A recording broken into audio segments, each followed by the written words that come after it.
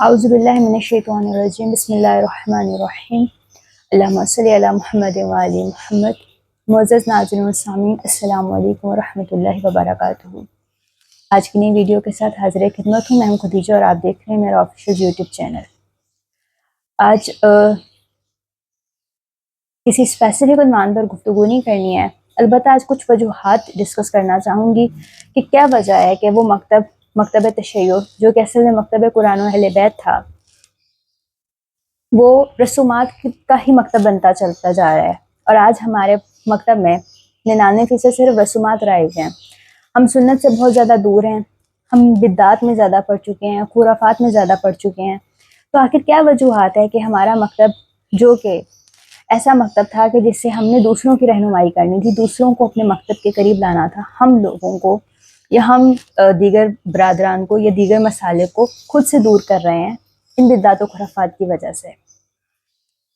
اس میں سب سے پہلی چیز جو آتی ہے وہ یہ آتی ہے کہ ہمارے ہاں شرک کلمات کا بہت زیادہ استعمال ہونا شروع ہو گیا۔ ہم نے اللہ کو چھوڑ کر ولایت تکوینی کے نام پر جو ہے ائمہ معصومین علیہ السلام کو سارے اختیارات تفویض کر دیے، اور اس کی وجہ سے ہمارا مقدمہ توحید جو سب سے زیادہ مضبوط عقیدہ توحید ہمارے پاس تھا، جو سب سے زیادہ مضبوط توحید ہمارے پاس، ہمارے مکتب کے پاس تھی، ہمارے ہادیان نے ہمیں سکھائی تھی، ہم نے اس کو نظر انداز کر دیا، ہم نے اس کو بالکل پس پش ڈال دیا، اور ہم جو ہے کسی اور طرف ہی نکل پڑے۔ ایک چیز تو یہ ہو گئی۔ دوسری اس میں مین چیز یہ ہے کہ عزاداری کو ہم لوگوں نے ایک رسم بنا لیا۔ عزاداری ہمارے لیے اس لیے ضروری تھی، سنت عزاداری میں جو چیزیں ثابت ہیں وہ ثابت ہیں، باقی چیزیں جو تھیں ہمارا مقصد تھا امام حسین علیہ السلام کے پیغام کو پہنچانا، ان کے قیام کے مقاصد کو اور محرکات کو لوگوں تک پہنچانا، جبکہ ہم نے ایسا نہیں کیا۔ ہمارے ہاں مصائب کے نام پر وہ کچھ گھڑا گیا کہ جس کے بارے میں خود بہت سی چیزیں ایسی ہیں، بلکہ اکثریتی چیزیں ایسی ہیں جو خود ائمہ معصومین علیہ السلام کی یا اہل بیت کی شان کے خلاف ہیں۔ وہ چیزیں ان شخصیات کی عظمت کو میچ ہی نہیں کرتی ہیں کہ جو کچھ ہم نے ان سے منسوب کر دیا۔ آپ اس میں جناب قاسم کی شادی کا حوالہ لے لیں کہ امام حسین علیہ السلام، اول تو وہ شادی والی بات سمجھ میں ہی نہیں آتی ہے کہ امام حسین علیہ السلام کربلا گئے ہیں دین بچانے کے لیے، ہم نے اس کو ایک شادی کی رسم ڈال کے اس کو ایک رسم بنا دیا، اور آج اس رسم کو بڑھاوا دیتے دیتے آج جہاں تک معاملہ چلے ہوئے ہیں، آج 7 محرم کو باقاعدہ مہندیاں نکالی جاتی ہیں۔ پہلے تو کوئی بت وغیرہ ہوتے تھے، اب باقاعدہ رول پلے کے طور پر ایک لڑکا اور ایک لڑکی تشبیہ دی جاتی ہے، یعنی کہ وہ سارے معاملات، پھر باقاعدہ ایک مہندی لگانے کی رسم کی جاتی ہے۔ ان ساری چیزوں کو جو ہے وہ دیکھا جائے کہ ہم نے کیا سیکھا، ہم نے جو چیزیں سیکھنی تھی ہم نے اس کو پس پش ڈال دیا، اور ہم نے جو چیزیں نہیں سیکھنی تھیں یا جو چیزوں سے ہم نے دوسروں کو بھی روکنا تھا، ہم نے دوسروں کو کیا روکنا، ہم خود اس طرف جو ہے گھس گئے۔ اس کے بعد بنیادی چیز یہ ہے کہ ہم نے امر بالمعروف و نہی عن المنکر کو ترک کر دیا۔ خود امام حسین علیہ السلام کا فرمان بھی ہے کہ میں اس لیے نکلا ہوں کہ امر بالمعروف اور نہی عن المنکر کو ترک کر دیا ہے۔ اب دیکھیں، امر بالمعروف اور نہی عن المنکر دونوں لازم و ملزوم چیزیں ہیں۔ ایسا نہیں ہو سکتا کہ ہم صرف یہ کہیں کہ جو نیک کام کرو، اور جہاں پر برا کام ہو رہا ہے، بدعت پھیل رہی ہے، وہاں پر ہم خاموش ہو جائیں۔ جہاں پہ غلط کام ہو رہا ہے وہاں پر ہماری خاموشی بذات خود ہمارا ایک جرم ہے۔ یہاں پر یہ تھا کہ ہمارے مکتب میں یہ چیز بہت زیادہ عام ہو گئی کہ ہم نے ان چیزوں کی طرف توجہ ہی نہیں کی۔ ہمارے ہاں اب بھی ممبروں سے بدعات و خرافات کے خلاف اس طریقے سے کھل کے بولا ہی نہیں جا رہا۔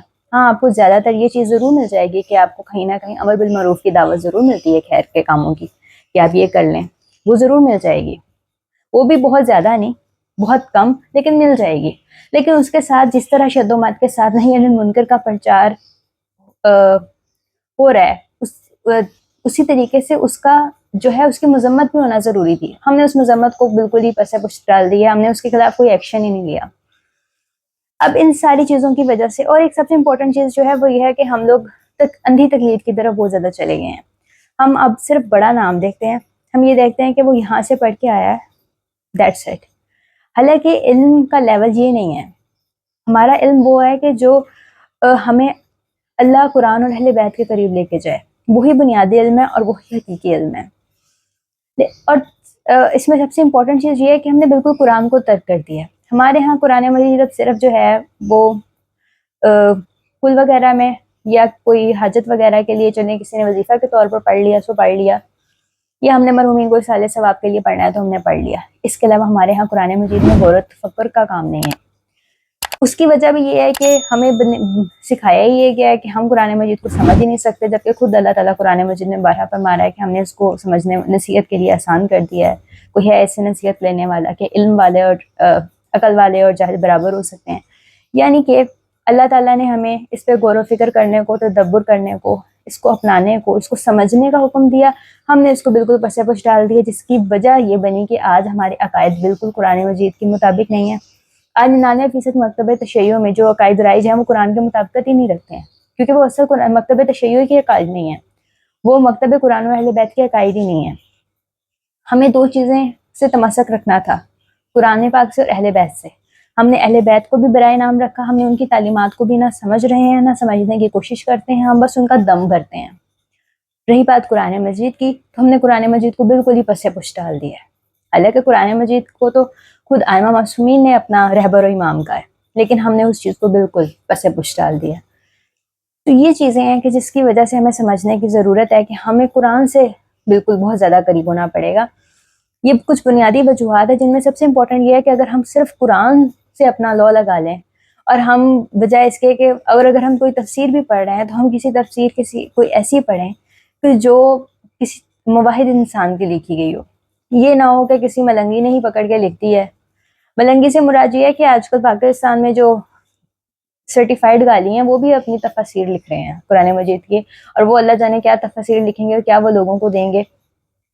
تو اس حوالے سے بھی یہ ہے کہ ہمیں ایک معتدل جو ہمیں توحید کے قریب لے کے جائے، جو ائمہ معصومین علیہ السلام کی تعلیمات کے قریب لے کے جائیں، ہمیں ان چیزوں کی طرف آنے کی ضرورت ہے. ہمیں ائمہ معصومین کی سیرت کو بھی سمجھنے کی ضرورت ہے، ہمیں اپنے مکتب کو بھی صحیح طریقے سے پہچاننے کی ضرورت ہے، ہمیں قرآن مجید کو معیار بنانے کی ضرورت ہے، ہمیں اپنی عقل کا استعمال کرنے کی ضرورت ہے، جو سب سے امپورٹنٹ اور بنیادی چیز ہے. تو یہ کچھ بنیادی چیزیں تھیں جو میں نے سوچا آج تھوڑا سا ڈسکشن موڈ میں جا کے بات کر لیتے ہیں. تو اللہ تعالیٰ سے دعا ہے کہ اللہ تعالیٰ ہمیں حقیقی معنوں میں قرآن و اہل بیت علیہ السلام سے تمسک کرنے کی توفیق اور ہمت دے. اس کے ساتھ ہی درس کا اینڈ کرتے ہیں، ملتے ہیں انشاءاللہ نیکسٹ ویڈیو میں. تب تک کے لیے اللہ حافظ.